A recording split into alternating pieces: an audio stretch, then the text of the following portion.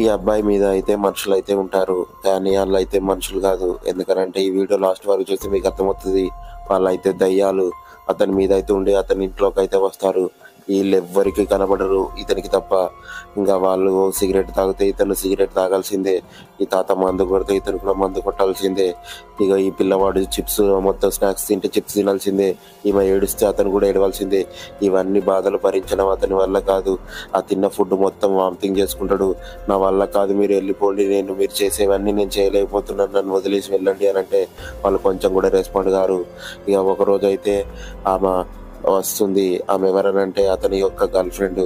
కానీ అక్కడైతే 4, 5 బౌల్స్ అయితే ఉన్నాయి. ఆమెకేదో తేడా అనిపించింది. ఇతనికైనా పిచ్చా అనుకొని ఆమె అయితే అక్కడి నుంచి అయితే వెళ్ళిపోతుంది.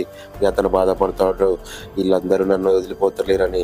కానీ ఈమైతే వాళ్ళందరూ అతని యొక్క ఫ్యామిలీ ఒకరోజు కార్ యాక్సిడెంట్లో అయితే చనిపోతారు. అందుకే వాళ్ళ